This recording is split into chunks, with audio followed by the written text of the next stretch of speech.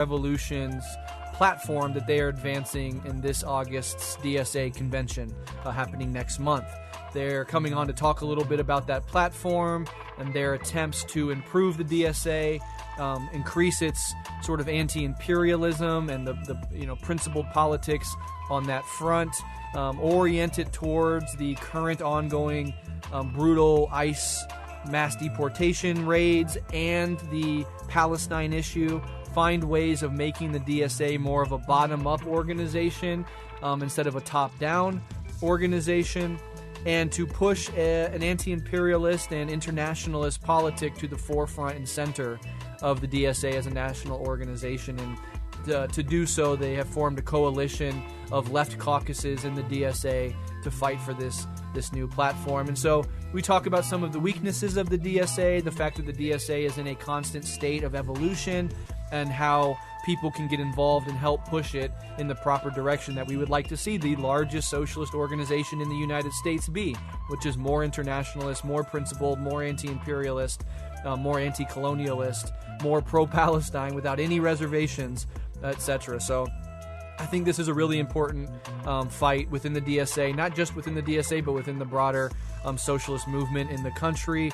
And we also, of course, in the process of discussing those things, we touch on major political issues happening now. And at parts of this episode, it gets downright inspiring. These are two organizers born in different countries, born in the global South. They're informed by that. They've organized in many different contexts and around many different issues over time.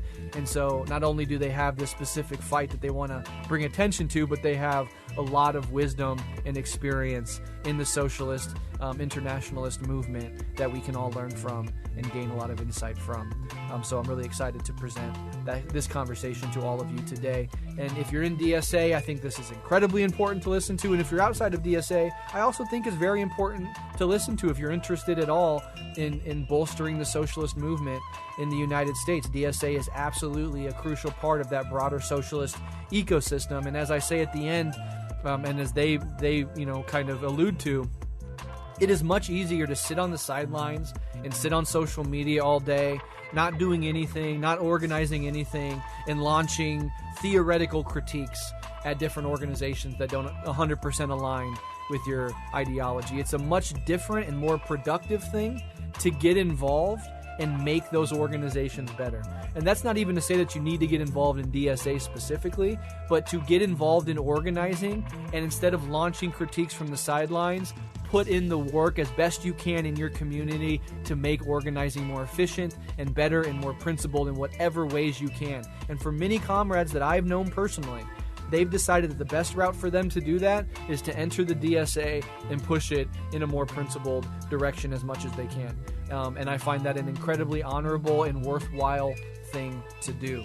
This is an organization that is in motion, right? This is not the same organization it was 10 years ago, certainly not the same organization it was 20 years ago, and the organization it'll be in 4, 5, 6 years from now is going to be wholly dependent on the comrades who are fighting within it to make it the sort of organization that we would like to see become the predominant, organization in the United States. So, struggle within, struggle without, but organize and struggle, and that's exactly what these comrades are doing.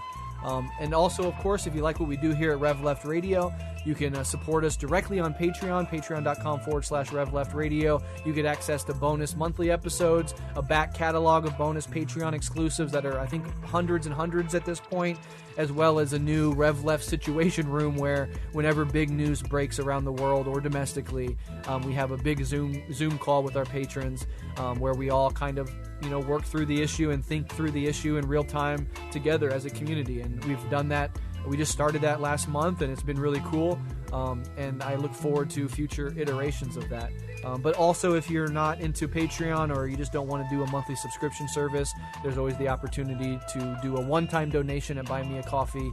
The link will be in the show notes if you're so inclined. This show is, and always will be, and always has been, 100% listener funded. I will never, ever, ever insult you by reading off an ad to you or interrupting this program to give you an ad.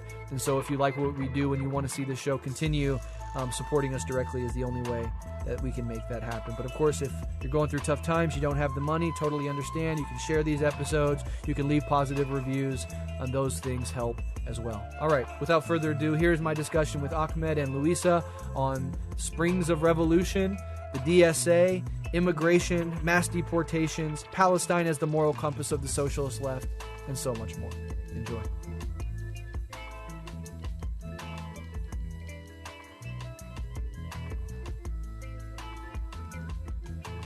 My name is Ahmed Hussein. I serve on DSA's National Political Committee, and I've been organizing in the U.S. since I immigrated here about over a decade ago. I'm currently based in New York, but I've also organized in Colorado. I'm just a regular engineer, my day job, but at night I do a lot of organizing, primarily in the Palestine movement. It is the thing that connects me most to my organizing back home. I used to organize in the Arab Spring before I came to America, and this is really the salient issue to advance both the fight back home and the fight here. I think it's really where everything comes together. Defeating support for the Zionist entity here is really what allows people back home to fight for liberation. This is how we can help on our front, They will always be able to fight there, but we can do our part to help the fight from here. Yeah. My name is Luisa Martinez. I am also serve on the MPC with Ahmed. For those of you who don't know what the MPC is, it's kind of like the executive board of DSA, the Democratic Socialists of America. I have been an activist for 15 years.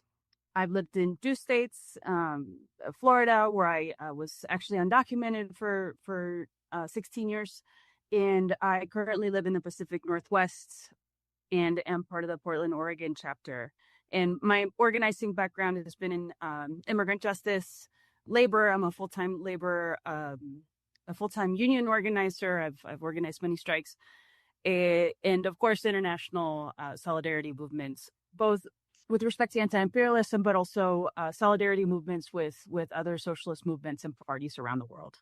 Wonderful. Well, it's an honor and a pleasure to have both of you on today. And we're going to focus on this, what we'll talk about very quickly, the Springs of Revolution platform within the DSA.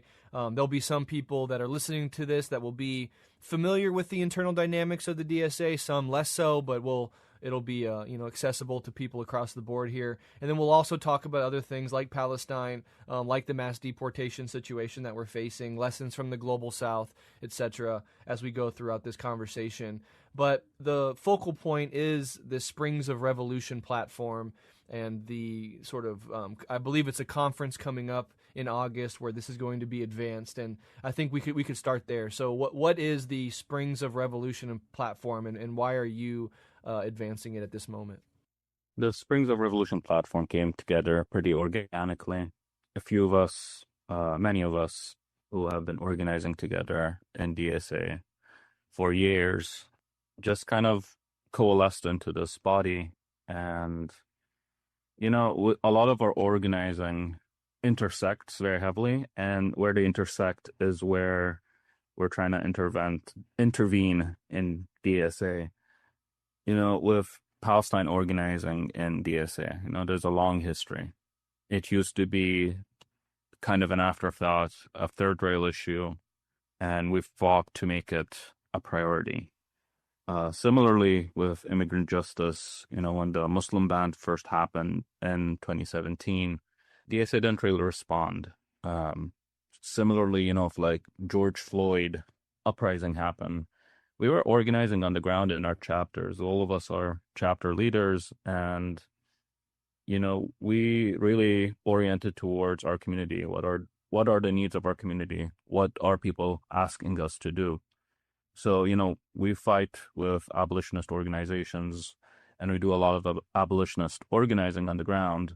But, time and time again, DSA nationally is, it's a collection of tendencies and chapters, and it hasn't always been prioritized. Anti-imperialist organizing hasn't always been prioritized, nor has been the abolitionist organizing or immigrant organizing that we've been doing. So what the platform really puts forward is these two big campaigns.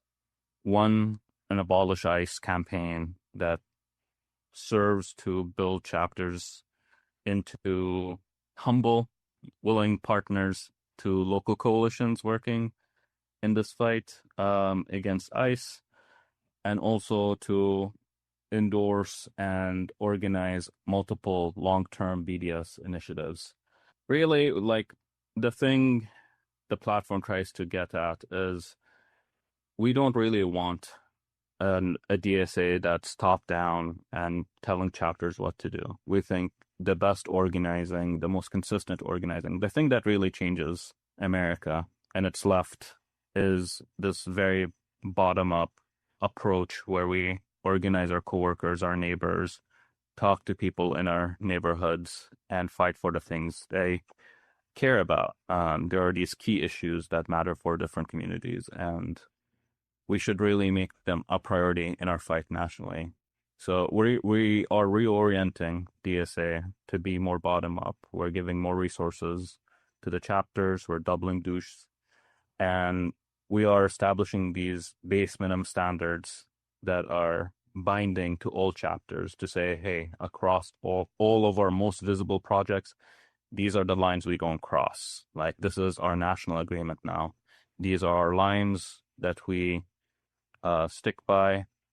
Other than that, here's more resources. Fight for the communities, root in those communities, and fight with the people, because that's what's going to really change the conditions we're in. You know, we got to activate more people. We got to get people more angry. We got to get people fighting for their own lives. So that was the, motivation for it. What we landed on was 5 resolutions, 2 to establish these 2 big campaigns for Abolish ICE and Palestine organizing, and establish some standards, electoral standards around BDS. And then the rest are really reforming how DSA works internally, so we can be more bottom up, so we can be this national organization that can coordinate across chapters, chapter to chapter, and have these experiments, when they go well, be transmitted across the country, across all of our chapters. We want to start talking in more of a single voice, as one DSA, rather than 200 different chapters. Luisa, do you have anything to add? Yeah, I would just add, kind of in summary, that the platform presents a vision for the organization that's grounded in the struggle for liberation of Palestine, of course, but also more broadly the struggle for of colonized people to reject racial capitalism domestically and abroad. That's why we mention abolishing ICE and the abolitionist movement, and why we are so deeply committed to these things, and that we don't really have the luxury anymore of ignoring these movements. And I think that's part of, such a weak U.S. left is part of what's, led to the current genocide, right? That's happening in Palestine. We don't have that luxury anymore. We can't ignore these anymore. And so bringing these issues to the forefront and making sure that people understand that these are domestic issues as well. Again, we don't have the luxury of ignoring them. That was really the heart of this. Yeah, I think it's really important. It basically represents a struggle within the DSA to make it more bottom-up, more revolutionary, more anti-imperialist, and these are all, I think, necessary and incredibly important things to do within DSA to make the still largest socialist organization in the United States, more principled in a bunch of different ways. And in order to advance this Springs of Revolution platform, you formed a coalition with other, I believe they're caucuses within the DSA, and that's one of the things that I've always found interesting about the DSA is they do have these, caucuses within the DSA that represent basically different tendencies. That I think is good for a mass organization to create room for and allow sort of line struggles between. So, can you talk about this coalition that you're in with groups like Red Star, Liberation Caucus, who, Black Red Guard, who's been on the show several times, is a part of, MUG and Emerge and others like that? What is your collective strategic orientation toward the right wing of the DSA? Like, how do you understand the nature of that internal contradiction within the broader organization between your coalition and the right wing of the DSA? And then also what kinds of like internal disagreements might you have to navigate within this coalition? I know you have some basic points of unity, but I was wondering if there is any points of tension as well. So, like I said, Springs of Revolution, the core team came together pretty organically. And it is cross tendency. We have people across all of what, people know as the left caucuses of DSA represented. Because really what we've been doing is holding the line on Palestine and anti-imperialist organizing. It's not really the focus of many of the other left caucuses. So internally, that work fell to us across tendencies. But it's also been a useful body, right? You said, there's caucuses, they advance certain visions, but the synthesis part has always been difficult. When people are working in caucuses, they're a bit siloed. The internal discussion doesn't really interface with the external discussion in a fluid way or in a kind of full form way. So internally to us, we help synthesize the points of disagreement and the points of agreement and bring people together. And really, that's our work over the last 2 years, me and Luisa. We've done a lot of work to keep together what is traditionally known as the left bloc and make sure anti-imperialist politics and Palestine does not get sidelined again, does not get third-railed again within the organization. So, I think DSA is in a good position right now with all of the caucuses represented. We've been having some of the more productive political discussions and conflict in recent years. It hasn't been as destructive as previous conflicts. And, as it relates to the right wing of DSA, we still share an organization. We still work together. Not everything is contentious. I think a lot of people in DSA view DSA as a marriage of circumstance across multiple left tendencies. I think there's an element of truth there. I think separately, we cannot really. The U.S. left is still too weak. It is still too small to really contend on its own, and we need to grow up fast. And it's better to pull together in an internal coalition, just as we, emphasize external coalition building. Internal coalition building is extremely important. So where there are points of unity across left tendencies, we're there to help synthesize them, but also where there are shared visions with what's traditionally center tendencies or right tendencies, we've always been willing to work together. I think people forget that in the conflict, things get very heated, and people take things personally. But at the end of the day, these are political arguments, political disagreements, and we're trying to advance a political organization so we can win a political vision. So, of course, there's going to be political conflict. Luisa is much more adept at negotiations than me. So I'll leave Luisa to explain more. Well, I don't think that's true. Actually, I think you're much better at it. But yeah, I mean, it's interesting you bring up caucuses. A couple things. For one, part of what we agree on, right, is that we need to have some way to hold endorsed politicians accountable, right? We need to have some standards. Let's have some standards, you guys. And I think people are pretty on board with that.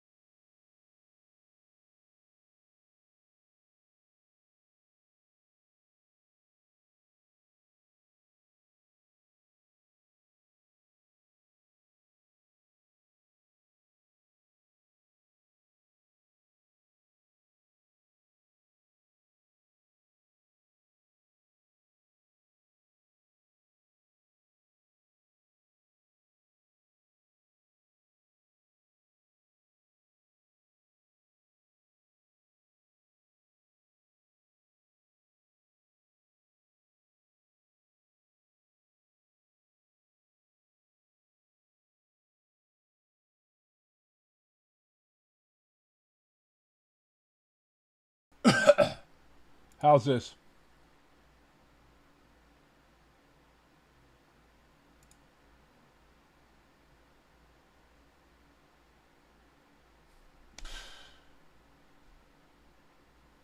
There we go. Sorry about that. But yeah, nobody in DSA, well, at least on the left block, is under the delusion that there is some type of Israeli proletariat. Well, there is an Israeli proletariat. They're called Palestinians, and they are a captured, occupied nation. But yeah, nobody's under that delusion. Now let's fix my properties. I don't know how the hell that happened. I hate Streamlabs. Maybe I should transition to OBS finally. I'm just fucking lazy. But yeah, nobody believes that. There is no, like, people in DSA who believe that there's an Israeli proletariat waiting in the wings. That's more of a trot line. It's also something that I see more like in Europe. American leftists generally do not fall for that type of thing.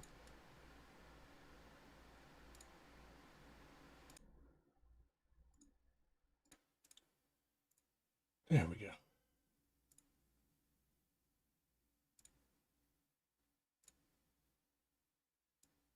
Anyways, back to the discussion. Particularly when it comes to Palestine, because again, it's not anything that we can ignore anymore. I remember reading once, I don't know if it was on a Twitter or on a Slack or something like that, but in DSA, we don't discipline politicians. Politicians discipline us. Nobody and I think it's been me. very much the case for many years in DSA. There are comrades in our organization that feel like, we should play a more supporting role, right? For electeds, that's kind of our job. And there's I don't work for fucking politicians. Other side I work for the of proletariat. membership of comrades who feel that we should have some sort of accountability, right? Once we've endorsed these people. And so the pushback sometimes we feel is that DSA, for one thing, needs to be a stronger force when it comes to lobbying and just the role in the lives of these elected politicians. And so that's why, it's so important to invest in our local chapters to help them build the infrastructure so that we can support politicians, right? When they choose to be brave, right? And they choose to make unpopular decisions, or they vote against things that they know that they're going to get shit for from right-wing lobbying groups. Part of all of that was part of the thinking here. It's not just about discipline, it's building the organization so that we can have a class of electeds that can, be brave, right? That's the whole point. Another thing I just want to say about caucuses. So, there's a lot of, I think there's broad support for Morena, the, Mexico's party, the party of 4T, of the fourth transformation, of AMLO or Sheinbaum. And what's funny is that they outright banned caucuses. So I think we can have, I think it's fun to have kind of a conversation about the role of caucuses. I think traditionally, it makes sense to have a black caucus or a women's caucus for obvious reasons. I think perhaps with tendencies, that's a little bit different. These tendencies are always going to exist within an organization. The question is whether or not you want to recognize them, right? To what extent do we tacitly, endorse these kinds of things happening? I actually am I'm part of a caucus myself. I helped started one, but it was really out of political necessity, honestly. And that at the end of the day, like I said, I think we could have a debate about the role of caucuses within an organization. Personally, I feel like they enshrine these old, crusty kind of fights, kind of what Ahmed was alluding to. It's like people are still holding on to things from some caucus fight that happened 5 or 6 years ago or whatever. And so I think that Morena was able to see that, caucuses really just enshrine bad leadership and and these fights that never seem to die. That's my personal opinion. But I understand people disagree with me. Yeah, no, I want to follow up on that. I think that's really interesting. I think, the DSA has gone through an evolutionary process over the last 10 to 20 years, especially post-2016. And the DSA, before that, was more maybe conservative, was maybe less dynamic. It was older for sure. I remember getting involved in the DSA in my early 20s and it being, it was an older organization. It hadn't had this infusion of young socialists like we've seen post 2016. And so perhaps the development of the caucus. If I recall correctly, the average age of a DSA member in 2015 was 68 years old. Now I think it's under 30. Caucuses were and are a necessary part of this developmental process that at some point in the organization's evolution, it can kind of do what Moreno does and move away from caucuses altogether. I mean, in the Marxist idea of democratic centralism, moving towards higher structures, but that might come at a point in time as the organization as a whole develops and rises to the challenge more and more. And so perhaps caucuses are just this aspect of an organization that's still evolving, and that at some point it can leave it behind. What do you think about that idea? Well, personally, I'm like I said, I if it were up to me, we would not have caucuses in the organization. But there was a friend of mine who made a point. Defund I the was police. a friend of mine who lives in Chile, and so they asked how long have you guys had, like, for instance, like co-chairs, national co-chairs? I was like, well, 2 years. Like, okay, then how long have you guys had membership more than like 10,000 people? And I said, well, I guess Bernie. He's like, okay, well, then you guys have really only been an organization for a couple of years, like a real organization, a real member-led, within the, having these kinds of fights with real elected leadership. They co-chairs, part of them serve as kind of the voices of the organization. And so by those standards, we're actually very, very new, right? With respect to political parties around the world, we're just born yesterday. Yeah. But, those are things that you have to keep in mind, that DSA is still very, very young. Mm-hmm. Yeah, absolutely. Absolutely. And I want to see it continue to grow and develop, because I do think it is incredibly promising, and seeing, really good organizers and principled comrades that I know join DSA and try to make it better has been one of the I think the better developments of the past 10 or so years on the American left. I do want to follow up one more thing on the electoral front.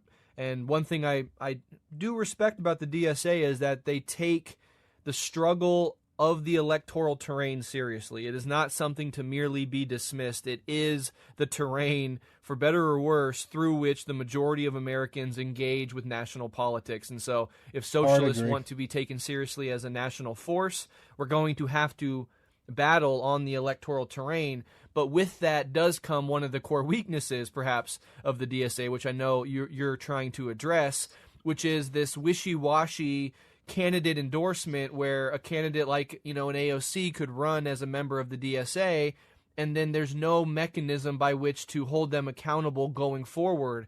And to the extent that they still claim the title of DSA or of a democratic socialist, can sometimes do harm to the organization itself, where they're taking these really unpopular, certainly not socialist, certainly not anti-imperialist votes, and people are associating that with the DSA. And I know one DSA proposes a unified electoral endorsement process, and Luisa, you were just talking about advancing standards that electeds would have to abide by in order to stay in the good graces of the organization as a whole. So I'm really interested in your thoughts on that, and how this platform and the broader movement behind it are kind of pushing in this direction. And do you agree with me that is a problem that the DSA has faced over the last several years? Yeah, I mean, absolutely. This is a central conflict that we need to address. We've needed to address it for years. The electoral project itself, many different people in DSA have many different ideas about. To us, it's a tactic. The things that agitate people, that expand their political imagination, differ from person to person. I think the George Floyd uprising opened a lot of people's eyes to what's really happening in America, the role of policing in America. And it activated people for the first time in their lives. The Palestine struggle in 2021 and in starting in 2023 really brought millions of people into the struggle who are now activated organizers. And, DSA historically, its biggest agitation points that has led people to expand their political imagination was the Bernie 2016 and 2020 runs.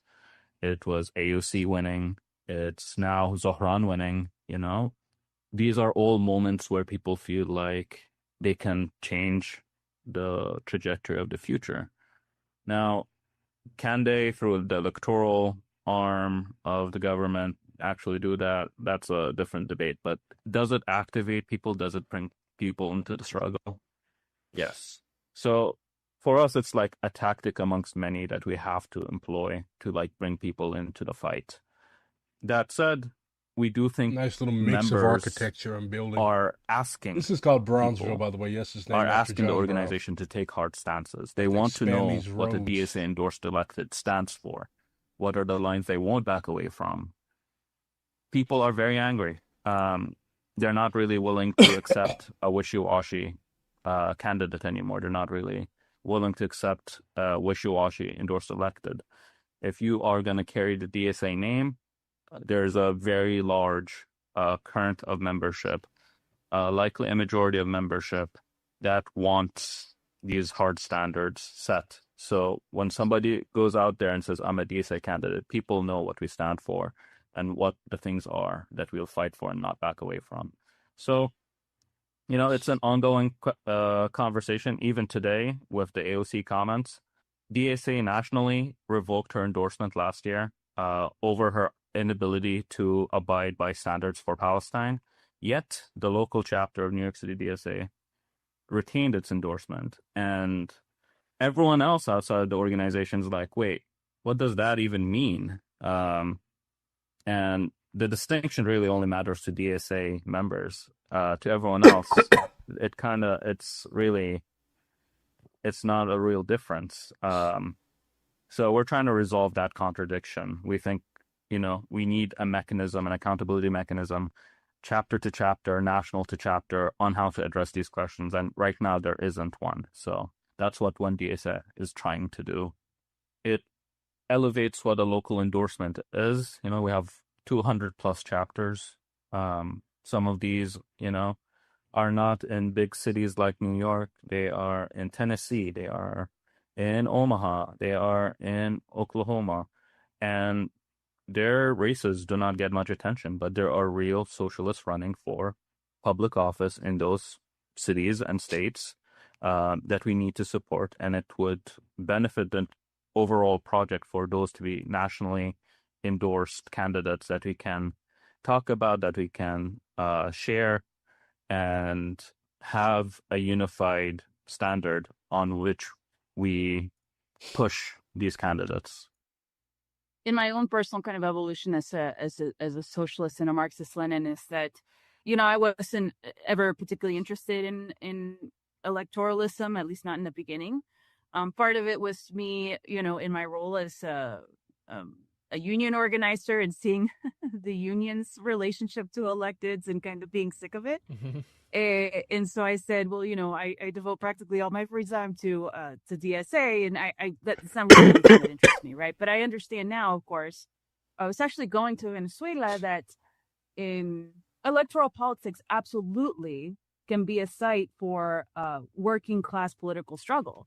It's just not the only thing, right? So that's what makes DSA so successful, is that, you have a lot of comrades who that's what their interest is, right? And they're devoted to that. But that's not all, right? We do, queer liberation. There's millions of labor struggles. We do immigrant justice, particularly now, right? That's certainly been revived in the last couple of months. And so we're not, the trick is, of course, not only being just basically a free labor source for elected politicians that, maybe talk a good game in the beginning, but then when push comes to shove, they do sometimes make decisions that membership does not agree with, right? And so, of course, that's the internal struggle. How do we deal with this, right? And so that's what the platform helps present an answer to. Yeah, absolutely. And hopefully it also builds out the future capacity to I mean, you've retracted an endorsement, but yeah, it's like perhaps recall candidates at some point, or just to abandon them totally. Like, this is not what it is. And I think it's important because on the national stage, when you're presenting a socialist politic, we have to be very clear on just on fundamentals. We can disagree on details, and trust me, socialists do. But to have a candidate that's saying we are from the DSA, that means we are socialists.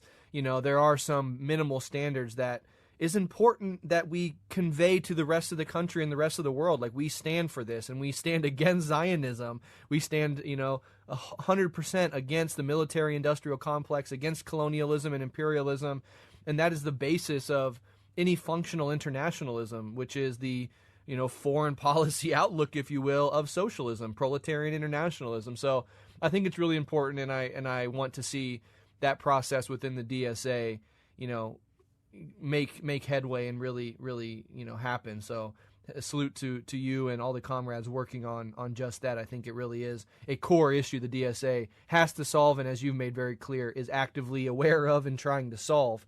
I do want to talk about Palestine a little bit. You've described Palestine as the moral compass of the socialist movement, and I could not agree more. And in fact, the most recent, AOC policy controversy was around, supporting more funding to the Iron Dome, which is one of the main things that can protect Israel from any sort of backlash, so that it can carry out not only the genocide in Palestine, but the belligerence, its broader belligerence throughout the region. So what does that mean in practice for the DSA? How is the Springs of Revolution kind of trying to advance this idea? And what obligations would an anti-Zionist resolution place on perhaps candidates, chapters, and members in your vision of it? So Palestine is the moral compass of the world, of all liberation movements, because it's really the forefront of imperialism, the battle against imperialism. And we do not have the luxury of sitting this out, since we are in the belly of the beast. So Palestine really strips away all pretenses about what America is and what the fight is here. When you're fighting against the police, the police train with Israel. The NYPD has a police station over in Israel, and a lot of the tactics we fight against here with the police when they are corralling people in the streets are trained from the IDF. When you are looking at who controls spending locally in local governments, you have economic boards in New York pushing investment into Israel. You have some in New Jersey that's set up just to facilitate investment in Israel. And, when people here ask the question, why is my money going to Israel? Why are all of these politicians lining up to send our tax dollars over there or to invest over there? There really is no good answers. It's just imperialism. And I think that's really what it forces people to confront. America is not just a country isolated from the world. America is an empire, and Israel, it's its forward-most colonial outpost. It needs to keep down the rest of the world, to extract resources from the rest of the world, for there to be wealth here in the center of the empire. So in every struggle, we always see people who want to take a shortcut, the easy way out. The very first thing they're willing to throw away is Palestine, solidarity with Palestine. And it's not just, like electorally. In labor, even like on school board issues, the IHRA is a very salient issue in a lot of school boards today. Everyone who is kind of trying to shy away from taking a principled stand rather than just a progressive, opportunistic approach to winning power shies away from fighting for Palestine because it's a harder fight. It's something that is really targeting the core pillar of the American empire. America itself, you cannot really remove Israel from its core without really shaking things up, without really changing what the empire looks like.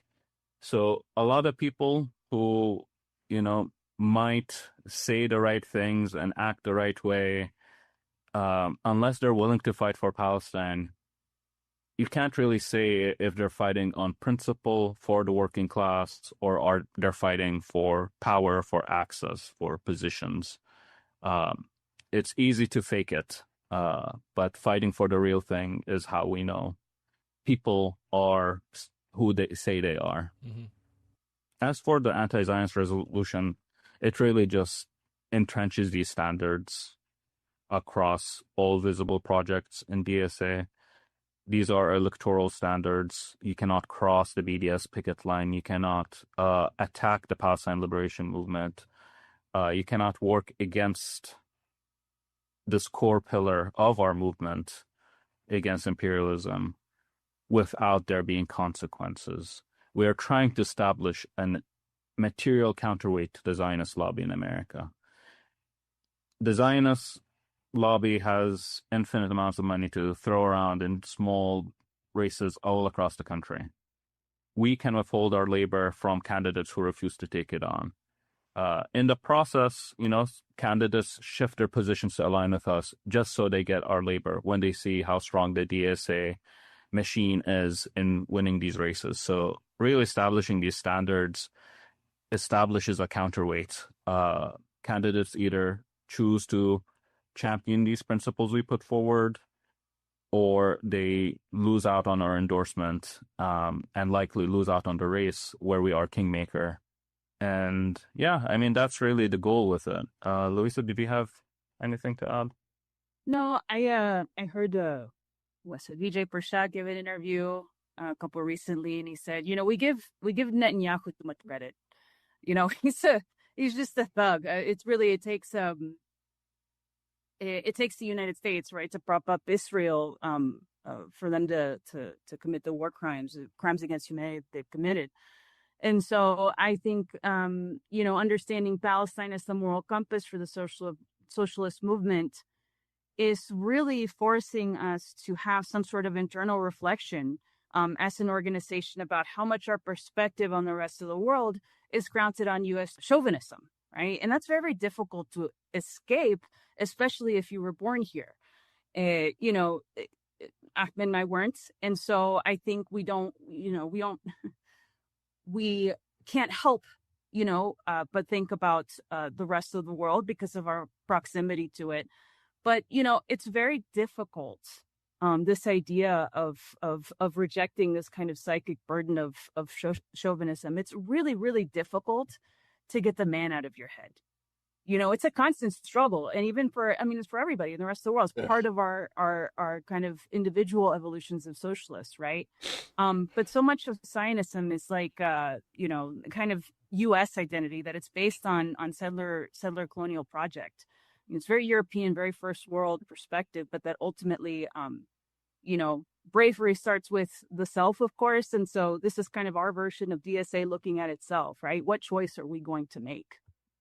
Yeah, I love that. I think it's important. And not only is it the moral compass, not only is Palestine the front lines of the global fight against imperialism and colonialism, which is also the fight against capitalism, as these are all different aspects of a singular process. It shouldn't be the Palestinians' responsibilities to be on that front line. It's been imposed on them, and I never want to over-romanticize as if they want to be in this horrific position that they're in. But they are in it, and they are the moral compass and the leading light for all of us interested in a better world. And what they also are is a dividing line, because it's not only chauvinism in the U.S. and the imperial core, although that's obviously a huge part of it. It's also careerism.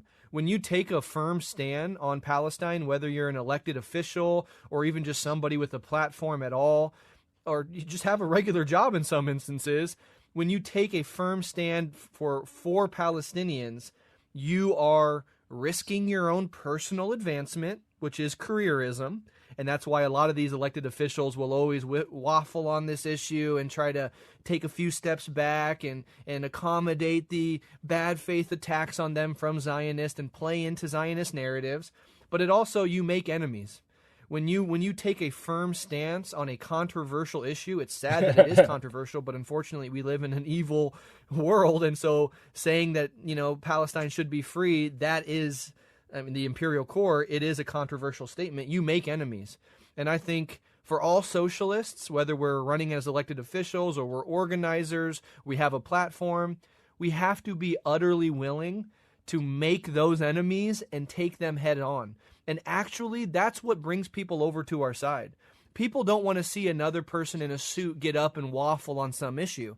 They want somebody, even if they don't totally agree with them, to take a firm, unwavering, unapologetic stand on something. And like, you know, Bernie on Palestine is a whole mess, but Bernie on economics, he earns the respect of the right wing. Like people like even like Joe Rogan will always say this, you know, like love him or hate him, he's sincere in what he believes. Well, on economic issues, because Bernie has other things aside, has always stood on very core an economic vision, and that actually garners respect even from people who don't like him or disagree with his politics.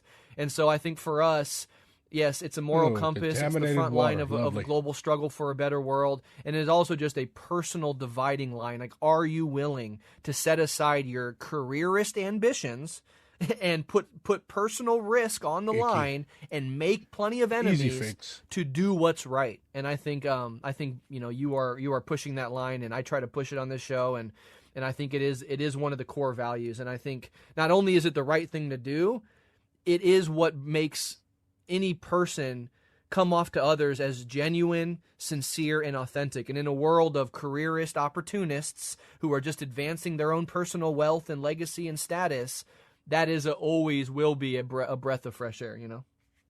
Absolutely. You know, and of course it's our obligation, right? Yes. By virtue of living in the largest terrorist nation in the world, the United States, that, you know, ultimately we do benefit, right, from imperialism. It's certainly taken a walk back, but for the most part, you know, the wealth of the United States is built off of the global South. And so we're obligated, even somebody like me who is undocumented from Latin America, I still feel the obligation, of course, to kind of pay my rent, so to speak, by virtue of living in this country, which is ultimately, you know, I'm 39, like that's my choice, right? But also I want to say, just kind of as an aside, in terms of just the story about my own personal understanding Palestine, understanding, again, this kind of the psychic burden of chauvinism that, you know, Palestine will be liberated by the Palestinians, right?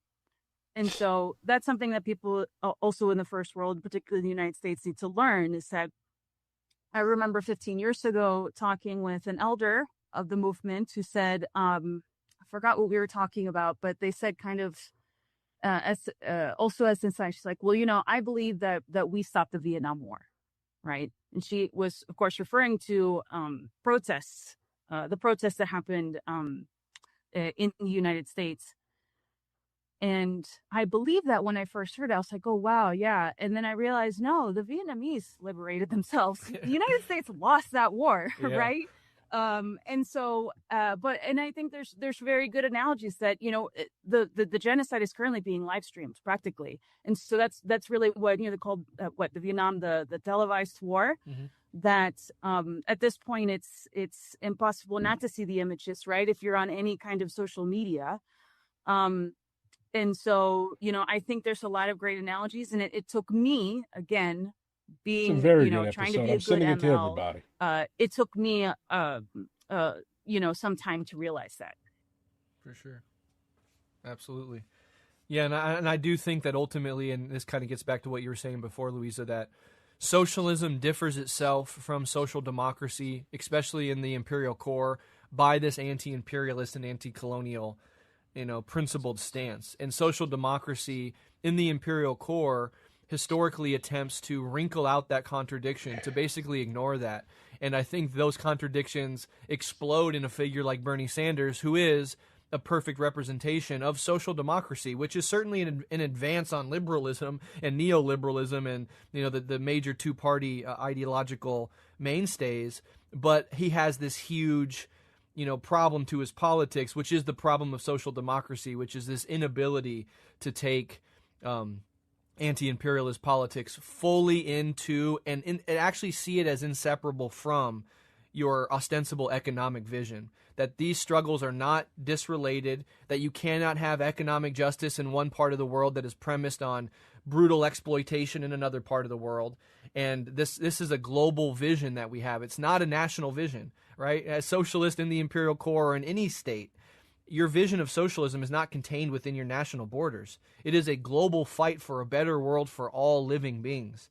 And I think that is what differentiates a social democrat from an actual socialist. I appreciate your points on that. And I do want to move in this direction because we just talked about Palestine. Another one of the resolutions was this Abolish ICE campaign. And I know, Luisa, you have lots of experience in immigrant defense and organizing around immigration rights, and you have lots of lessons from Global South movements in particular. And we're living right now not only during the Palestinian genocide, but we're living through the brutal, disgusting mass deportation wave unleashed by the Trump administration, which I also want to point out was also happening under Biden, and they called Obama the deporter in chief. Like, this is not a uniquely Trump phenomenon, but it is more aggressive. It is more obviously cruel, and that's kind of the point. And there is a concerted effort to make a point of increasing the funding for ICE agents to go out and terrorize our communities. So I'm wondering about that part of the resolution, your organizing background, and anything else you want to say on that point. Yeah. I'm glad you brought up the deporter in chief. So I think, because I am old enough to, have organized under Obama and saw what happened, which, he deported 3 to 4 million people. I think part of the reason why part of the crackdown is obviously, or the targeting of immigrants is just part of this broader fascist political platform that Trump has, and the people around him. But also part of it, honestly, I think, is that on some level it makes him mad, right? That he can't. I mean, it's yet to be seen if he's going to deport as many people as Obama deported, right? So I think there's a part of it. It's just kind of like the ego of politicians, to kind of one up for this to be part of his legacy, right?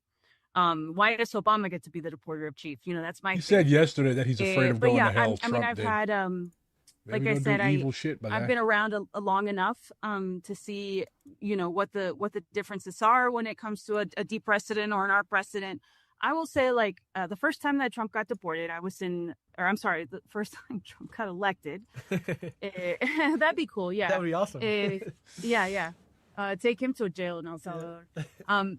The first time that he got elected, one thing I immediately saw was the fear in the community, right? Because the first time Trump won, of course, it was a surprise.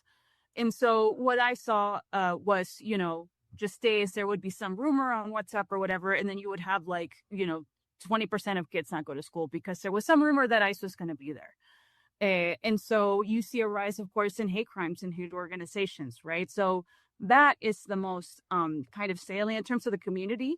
That is a clear difference that I see between somebody like Obama, who had much softer kind of messaging, right, as son of an immigrant, blah, blah, blah. Versus somebody like Trump, who's built his political platform on targeting immigrants, on scapegoating immigrants. But in terms of the resolution, it's a kind of a grassroots approach. It makes immigrant defense an organizational priority through a national Abolish ICE campaign.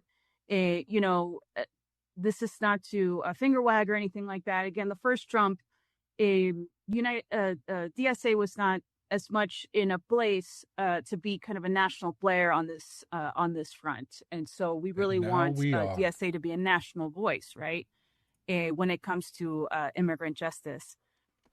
Second is, of course, supporting chapters in building local level campaigns, state level campaigns around abolitionist demands, and then, of course, building an infrastructure, kind of a security infrastructure, to support comrades facing repression. Of course, we've seen that under Trump, right? The targeting of activists who have vocalized support, just penned editorials, right? Immigrant activists were targeted because of that. And so, we really wanted to speak to that, and we really wanted to offer kind of a strategy for having those fights. Yeah. That's wonderful and so important. And It is just so out there in the open that the Palestine issue and the immigration issue have been completely, shown to be deeply intertwined with this Trump administration using this mass deportation apparatus to go after people who have spoken up about Palestine. The most famous case was Mahmoud Khalil, but there are many, many others where those two issues, which are on the face of them and in the mainstream American imagination, perhaps totally separate issues, actually a singular process and a singular issue where both sides are weaponized by this fascist state to go after people who speak up for Palestine or who are here illegally. And I always say, like, the idea of working class people and families who contribute to this society, who go to work every day, but they just don't have the right papers, and they are called illegal by the most criminal, terrorist, violent nation state since Nazi Germany, the United States of America. It is an affront to our moral reality and our intelligence as thinking human beings to think that this criminal state, actively engaged as we speak in a genocide, can point its finger at regular working people and call them illegal while it commits every unimaginable and unfathomable crime you can come up with around the planet. And it does so daily, and it does so with our money in our name. So that's always a disgusting, grotesque irony at the heart of this mass deportation campaign. That we should always emphasize. But Ahmed, I do want to move forward with another question, but I wanted to give you a chance to respond to anything we put on the table so far. Yeah, I was just gonna respond to the immigrant question. I immigrated to the country as an adult, and I've always seen in our community a feeling that we are being doubly extorted. Whenever we do fight in our own home countries to improve things, and the Arab Spring is a good example of this. When people came out into the streets, the majority of people came out in the streets demanding change. It was the American Empire that came and crushed the revolutions. It was imperialism that came and crushed people's aspirations. It was not like an internal, like the internal powers could not hold back the people. American Empire had to intervene. So a lot of those people who were made refugees by the destruction of their countries were promised a good life if they just immigrated to Europe or America and just, stayed focused on their life and became productive, contributing members of those economies. Don't build up your own countries, come build up ours. Brain drain. To come here and then again be extorted into the second-class citizen, not even citizen, second-class status in the country that you immigrated to, leaves you deeply, deeply, not only betrayed if you had believed in those lies, but angry. Like, it's a little Chinatown. You are put in an impossible bind. You can't live in your home country without facing imperialist violence, and you can't live in this country without facing imperialist violence domestically. That's why those for people your that are like, status I'm moving to Canada, they're being dumb. born in Like, the there's wrong no place place on this earth according that you can to go the whims of to this escape empire. Yankee imperialism until you actually destroy Yankee imperialism. I see, like, the reason we focus so much on immigrant another. communities and organizing within the immigrant communities is because it is inescapable. You cannot ignore the contradiction there.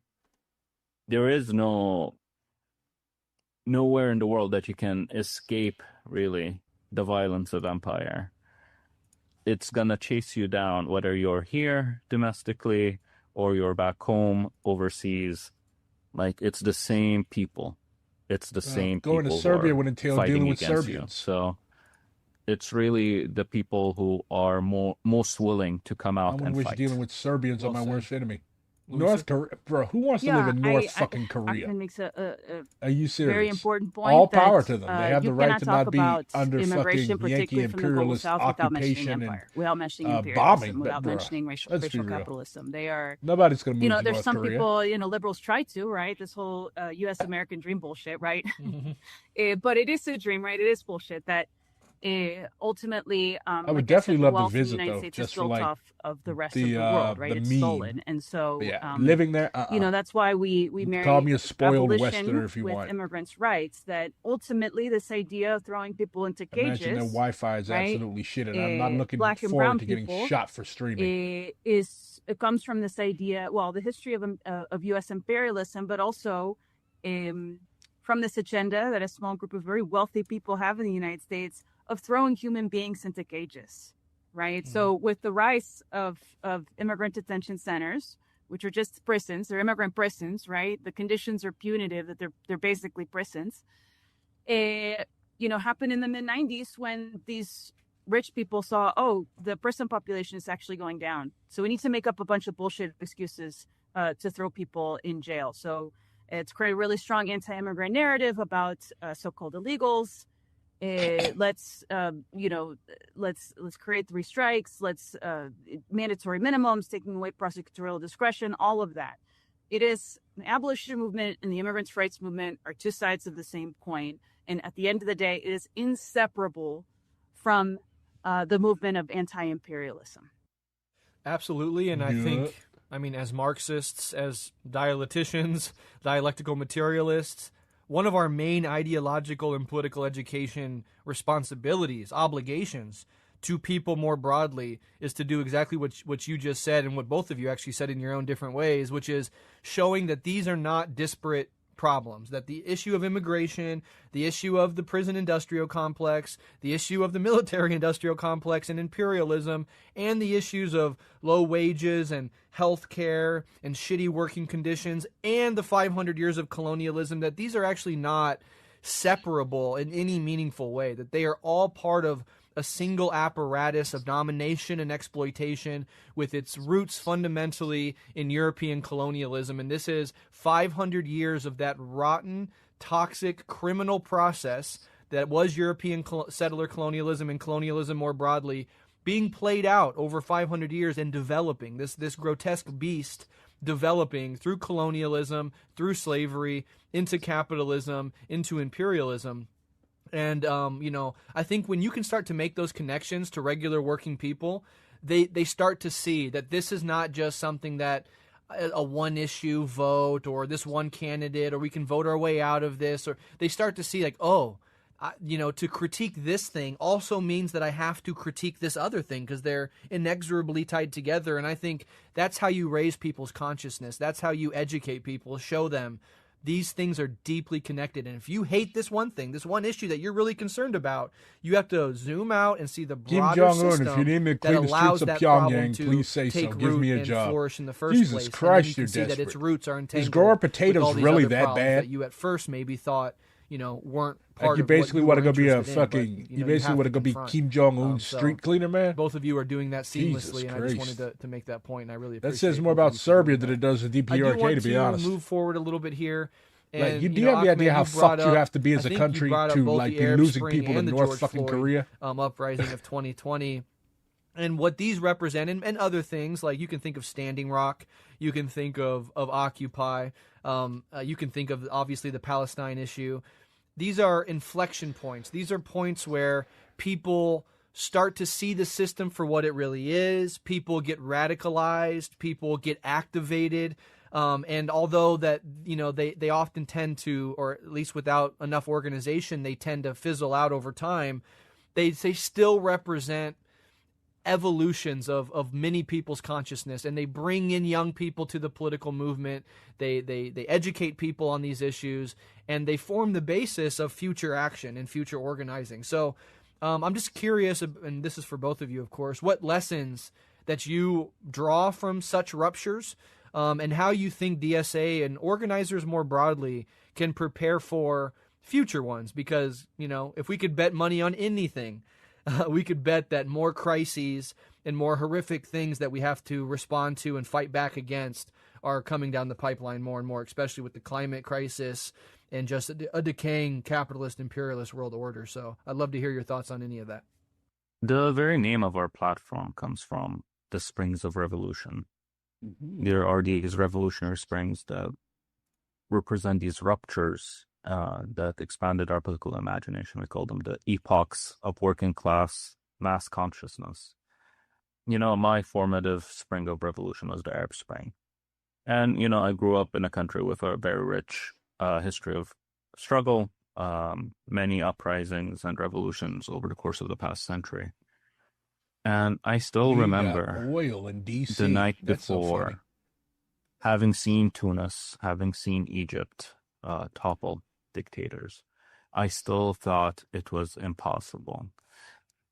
And up until it hit midnight of that day, I still thought it was impossible. And then you take the square, and then your entire world opens up. The future opens up. You feel like you can control your future for the first time in your life. You can say whatever you want. You can dream of whatever you want. You can control your life. I think this happens to people more often than people can imagine. There are these moments all around us. It doesn't have to be as dramatic as a revolution. These ruptures happen. Oh yeah, Even we're on a really shop breaking this shit floor, in now, boys. the first time you tell your manager, no, I will not sacrifice my health just so you can make a few extra dollars. I think that can be that rupture. I take a lot of lessons away from the Air Spring. Like I said, it's my first formative experience. And I spent most of a decade trying to grapple with what could we have done differently. And I think, it's different conditions. And I'm talking about Bahrain here. It's a small country that very few people know about, but our Arab Spring did happen. And I hope people look it up and learn about it. You can have a majority of people take to the streets.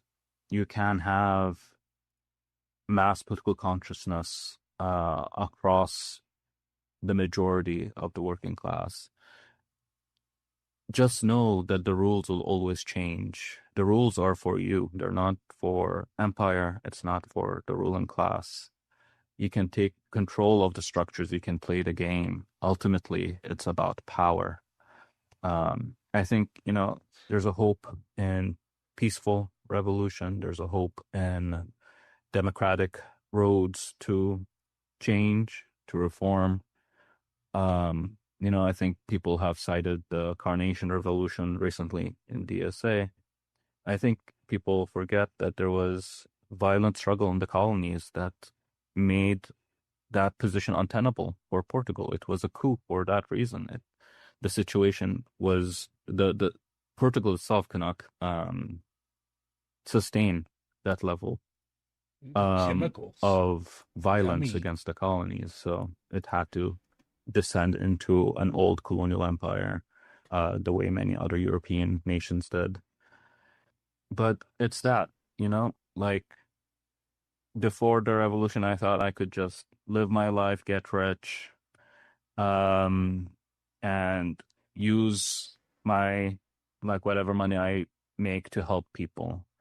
Then I realized it really doesn't matter how much wealth you make as an individual, unless you're organizing collectively as a majority of the country. Nothing really will change. And power only understands power. The rules, they will change them from underneath you. So you've got to be ready for the long run. We are struggling in this terrain right now in the United States. On the electoral terrain, we are fighting to dismantle like these policing structures, but ultimately we have to be ready to take control of our neighborhoods, to fight for our neighbors. These things don't happen overnight, and you cannot expect things to proceed in a linear way. Things go through ebbs and flows, and things will change. But at the heart of it is you must rely on your neighbors, your coworkers, your community to fight with you if you want to change the world to be a better place. There's no substitute. You have to stand your ground. because the people in power will use everything to stop you. They will not let you take over gently or democratically. And the coming rupture is coming. I think ICE, like there's been organizing around ICE for most of a decade. It is that that we know ICE, that we have highlighted as an issue before it even became an issue this year, again, in the spotlight, shows that like these things don't just emerge. Like revolutions don't happen spontaneously. There is always an undercurrent of organizing that people who have made that issue salient. And once the conditions are right, it takes off like wildfire. But people have put in the work to make these issues apparent, and they have put in the work to push people to the forefront of the contradiction there. Can we get rid of this by legislating it away, or do we need to do something more? And I think that's the rupture that we're looking to fight next with the Abolish ICE campaign. I'll just add, when I do a lot of Know Your Rights trainings for the immigrant community. And so when we do train the trainers, one of the things that we start with is that, you have to lead these workshops with confidence. You have to believe. Yeah, we generally refer to day, old school American rights, CPUA revisionism as browderism.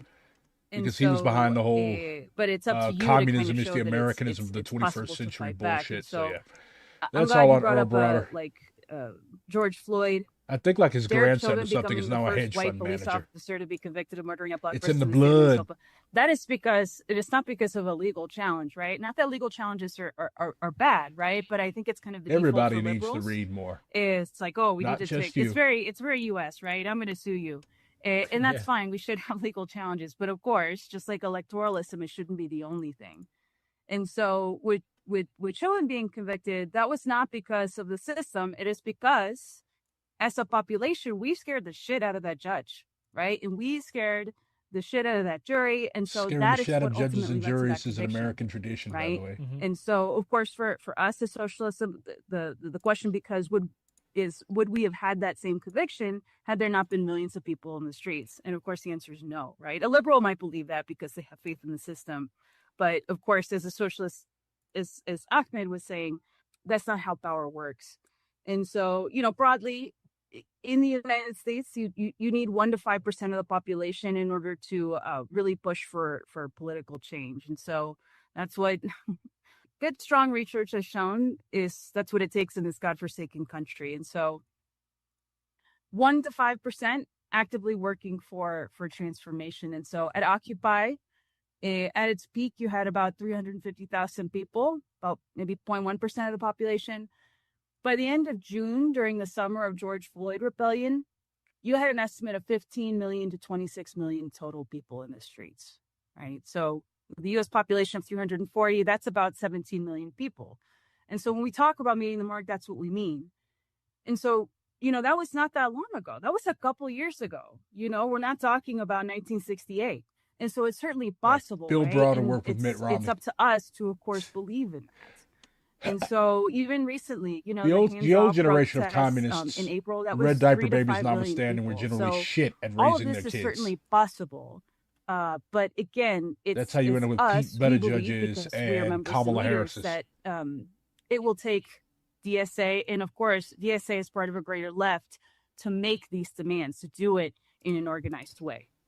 Absolutely. Beautifully said on both of your parts. And I think there's a lot of wisdom in what both of you put on the table there. And it's downright, inspiring to hear that. And that's something that I always try to convey to people across the board, to people just getting involved, but especially to young people. And I think this speaks to Ahmed's original idea before the Arab Spring, like I could just make money and then I could use my money to help other people. And that's even a pretty altruistic framing compared to the mainstream American capitalist vision, which is just, get mine at all costs, get my bag. Like I want to have so much money that I don't have to get money. Care about these issues, that I can live above these issues because I'll create a little cocoon of comfort with my money. And we live in a hyper-individualist culture that tells people, especially young people, like the way towards happiness and meaning and purpose is to gain status and recognition and fame and wealth. And I always try to convey to people as somebody in my late 30s, that has lived through, a good portion of my life. I'm not as wise as maybe a 70-year-old would be, but I do know this. That is actually not a life that is meaningful and purposeful at the end of the day. You can sit in your mansion if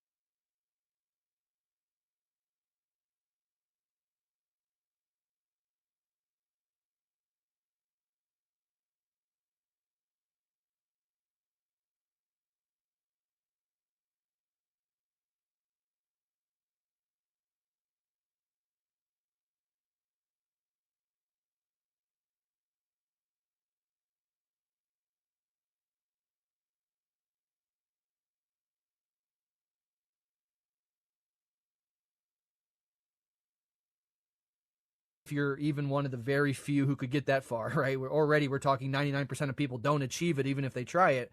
But even if you succeed, you can sit in your mansion with your cars and your bag of money, and there's still going to be a screaming void in the center of your soul because those I'm things back. do Sorry. not fill an existential or relationship oriented life of meaning and purpose. So how do you actually build meaning and purpose in this, as Luisa I said, took my headphones godforsaken off and the country? sound froze. At this point in history, this crucial crossroads in history where it seems I our still see species little can go cars zooming off around. the goddamn Aw. cliff, or through radical change, we can move into a more mature phase of our species' existence. The most purposeful and meaningful life you can do in that context is to join with other good-hearted people who share your values, join in this long tradition of human beings stretching back all throughout human history that have fought and died and sacrificed for a better world, and put in your contribution, working with other people to build a better world for you, for your community, for people in this world today, and for My everybody who streams comes never after freeze. us. I'm just And when you technologically lay down in your incompetent. grave, hopefully at the old age of 100 Because I'm years on the old, millennial Zoomer you will look cusp. back on your life and say, I dedicated my life to trying to make the world better for other people, and in that process, I met and worked with and collaborated with countless beautiful human beings who also shared that value set. And that is actually how you live a purposeful and meaningful life. And what that requires is completely rejecting the life path that capitalism offers as the most meaningful. I don't care about money. I don't care about fame. I don't care about status. I don't care about my career and my personal ambitions. Hear that? I care about working with other good-hearted human beings to create a better world. And I promise young people that is a healthier and better path for you to dedicate your life to and pursue. And I think both of you are speaking to that. This has been a great conversation, and I do want to kind of circle back around to the Springs of Revolution platform. And I just want you to maybe let listeners know how they can help, how they can learn more, how they can get involved, both for those that are already in DSA, like, how can people within DSA help bolster and back up this platform, and then to listeners more broadly outside of DSA, how they might learn more about this platform in particular, and how they might get involved in organizing with the DSA more broadly. Yeah. So I think the key thing is members have agency. They can change how the organization does things. They can change what DSA does and stands for. But this extends beyond DSA. You have agency over your life. You have agency over your workplace, where you live, the things in your community.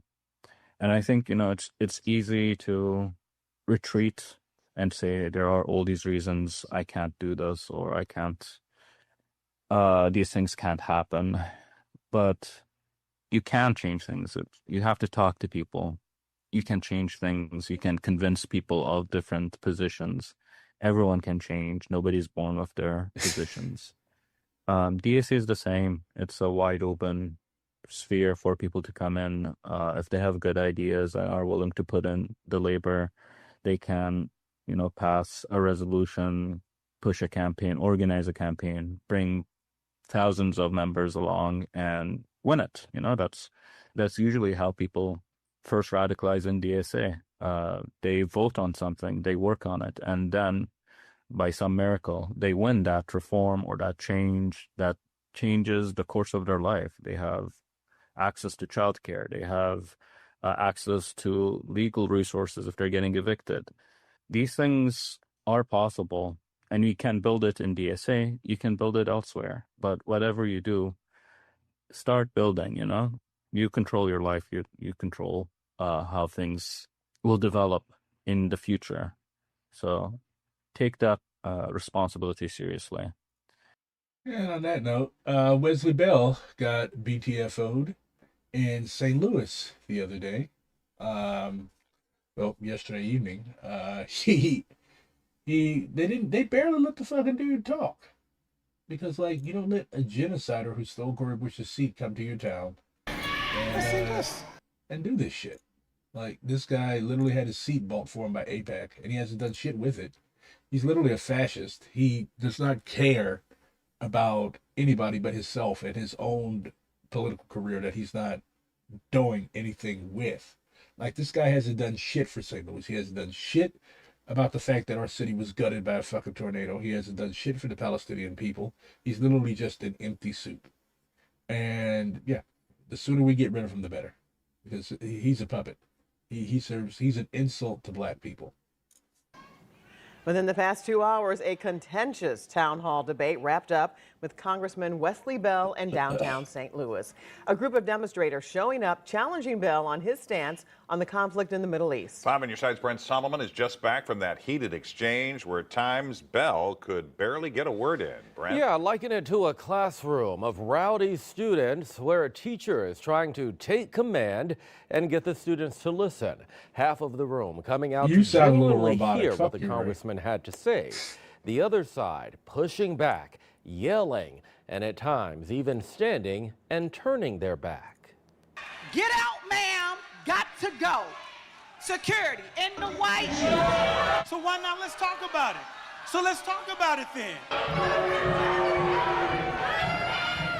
Can we talk? Can we talk? Can we talk? Congressman Wesley Bell in his second town hall after winning his seat in the U.S. House.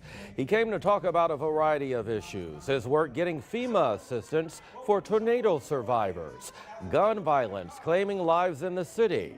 But for most of the conversation, a crowd of demonstrators that assembled both inside and outside interjected, questioning his support from pro-Israel interest group AIPAC and what they refer to as genocide in Gaza. Is this better, Ray? When it comes to the word genocide, I kind of disagree with it because the bottom line is, can I finish? Can I finish? Israel was attacked by an openly genocidal terrorist group. Oh my gosh. Like, how do you get around that? We need to surge aid to make sure that people get fed in Gaza. We need to end the war. All right, can y'all hear me better now? We need to return every single hostages, and Hamas has to go. At the end of that town hall, I got an opportunity to catch up with the congressman. Did this go as you expected? It actually did. And actually, I thought it would be a little even more contentious, to be perfectly honest, because there's a lot of people that are passionate about their issues, and we're seeing this around the country. So it's not just here. Despite the uproar and chanting from the crowd, we have seen politicians call it. Yeah, this guy's having his fucking lines fed to him. Like, he's not, nothing that he said was new. That's what you could expect from these puppets of empire. So yeah, fuck Wesley Bell. Here's a little thing you can do to help if you are so inclined. If you have any spare coins floating around, a struggling single black mother in my city needs financial help at this moment. She's trying to move out of her ex's house. This ex has become very verbally abusive and destructive of things around the house. He has a firearm and has displayed very poor firearm safety. She fears that at some point the verbal abuse will turn physical or even worse. He has ramped up his abusive behaviors by now trying to gaslight her by pretending they are still in a relationship and trying to guilt her back to being with him with the help of his mother. He recently moved out of the house to live with his mother so she could be alone in the house, but he still shows up uninvited.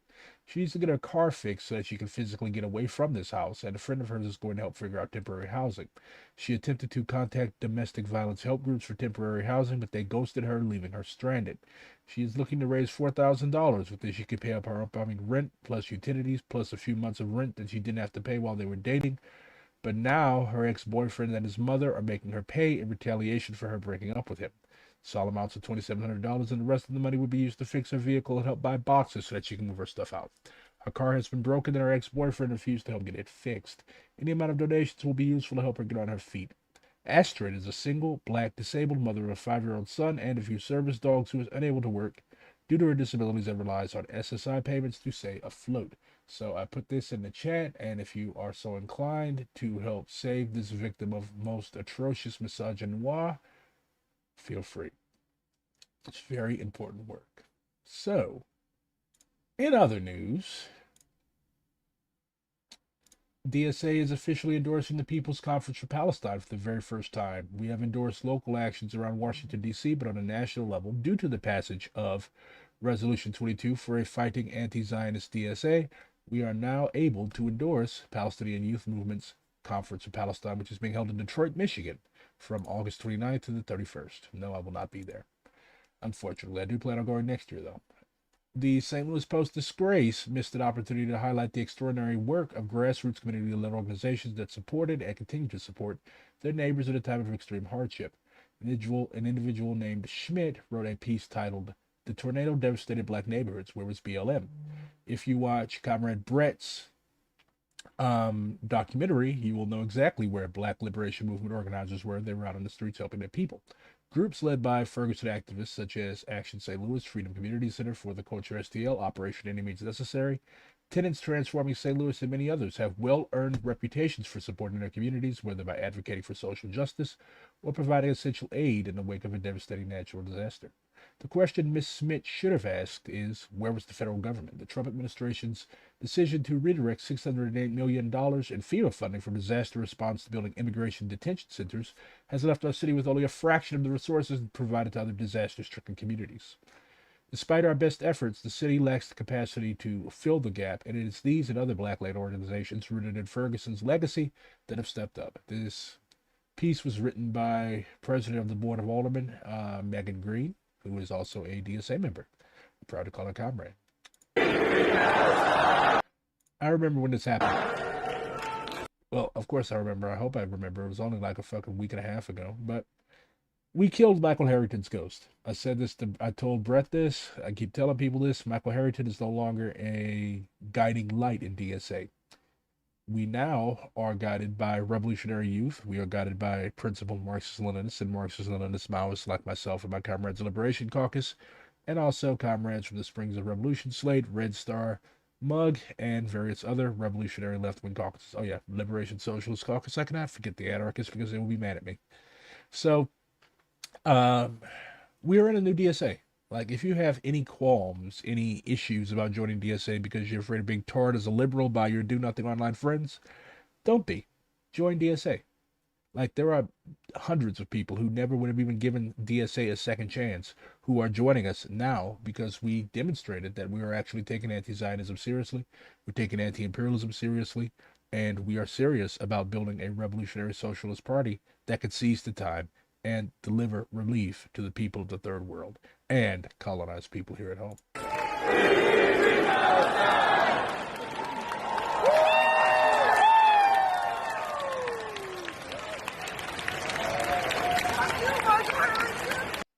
The comrade from Worcester says, "Fuck you, Michael Harrington." I am in full agreement. In Columbia Heights, the masses chased ICE out of Columbia Heights. Literal gym bros came out of the gym and helped drive these fascists out of their communities. Hey, BRG, I'm here from the African People's Socialist Party. Why are you talking to the African People's Socialist Party? That's a cult. That North St. Louis is getting little help from the city. Is that still the case? Yes, the city does not give a shit about North St. Louis. It doesn't. That has been very clear. That has been stated on many, many, many occasions. It's good that the APSP is actually finally getting off their asses to come help, though. But, yeah. The city, the feds, they do not give a fuck about these struggling working-class black people in North St. Louis. That's why it's essential that the masses continue to unite and revolutionary organizers continue to keep this in public discourse.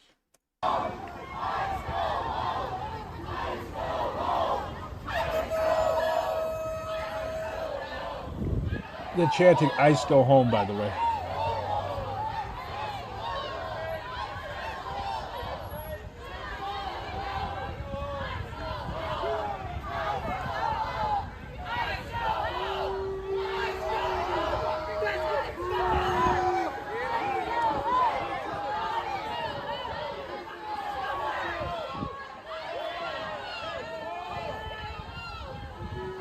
You literally have the big bad feds being chased out of Columbia Heights with their tails between their legs by an impressive swath of working class and shit, even PMC Washington D.C. Nobody, as the comrade said in the interview earlier this week, nobody wants these people there.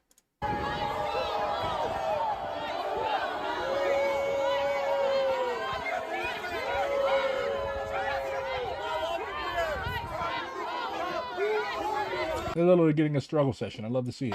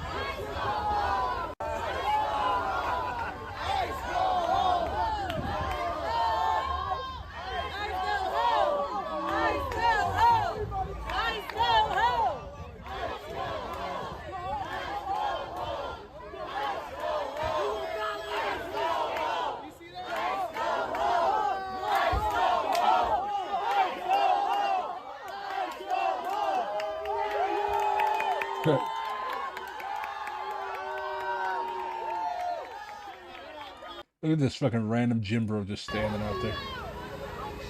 And of course, you also have the Metro Transit DC police, or whatever the fuck they're called, which the comrade in the interview also identified as an enemy. Shame on you and you're a black man. They will come for all of us. They will come for you. Shame. And you're like they're hurting you.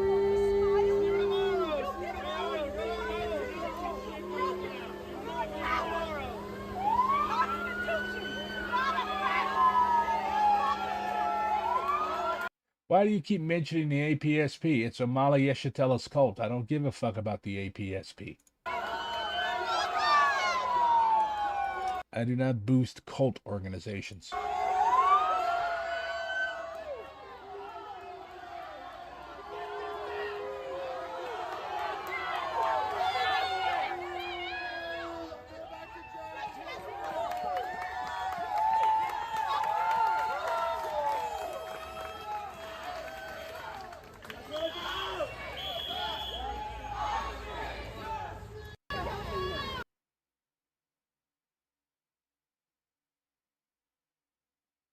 And yeah, I still see people talking about the fucking groundwork, Labubu. Honestly, I think that was a stupid thing to make in the first place. I do appreciate like how comrades like they made these things by hand. Well, they ordered the Labubus, I think, but the little shirts that they wore, I never saw one. I was not important enough to receive a groundwork Labubu. But those things are cursed. Those things are demon dolls. Oh, why would you curse our convention with those things? But somebody from Worcester, I think, set it on fire. And I found it hilarious, but on the other hand, it wasn't my caucus of shit that they were burning. Are the DC Metro Police fully look, all cops are collaborating with ICE. All cops are ICE, all ICE is cops. So, basic union organizing advice from comrades in EWOC, the Emergency Workplace Organizing Committee, which is a product of DSA. 1, don't wait for people to come to you. One of the most common mistakes a new union organizer makes is hanging around the union office hoping to get a call from a group, hopefully a large one, of angry workers who want a union. If you believe that that's the case, you've watched too many fucking movies. You may wait a long time. Set up a proactive organizing strategy with targets that will help your members, like competitors or unorganized divisions. Talk with your members about friends and relatives who work non-union so they can help get the word out. Guess what? That phone may one day actually ring. Listen more than you talk. A big mistake for new organizers is talking nonstop about the value of a union when you meet an organizing prospect. Also, yes, I'm linking this in chat because I want you all to stop being terminal online and actually get some sick shit cooking. You should listen, get them to talk about the problems in their workplace so that they can direct your discussion of the union to specific situations and not just to some abstract concept. If you listen, then you will then also have the chance to talk. Don't over-rely on social media. Building relationships is hard. Posting online is very easy. It's tempting to focus on social media, creating Facebook pages for the campaign, tweeting, or using other social media. In some cases, this is caused by a staff shortage. Not enough organizers for a large unit. so sending out blasts looks like the only option. In other cases, young organizers communicate with their friends only on social media, not in person. Many such cases. This is not a good organizing strategy. Direct contact with workers and the personal relationships that develop in the process are essential for a successful campaign. As the campaign develops, social media may be used to support these efforts, but it can't be the foundation. You will get more attention by talking directly, face-to-face, with fellow workers. Be consistent. Be consistent. Don't just leave people hanging. Don't count on workers to self-organize alone. Union campaigns do not drop from the sky. An experienced organizer is important to move the process alone, especially when confronting an anti-union boss.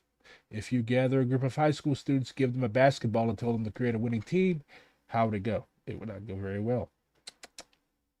But don't give up too soon. Remember what I always say. You're not cooked unless you believe you're cooked. Lean on your mentors. Get out of the organizing silo and understand the role of fear. So so what can you do to help? You can donate to EWalk, which I highly recommend you do. It supports all workers to organize their workplace anywhere in the country, in any sector, for any employer. Can you make a contribution to help this work? You can. I'm linking this in chat too. So get to work. I will see y'all tomorrow. All power to the people. And never forget, you're not cooked unless you believe you're cooked. I'm Black Ray.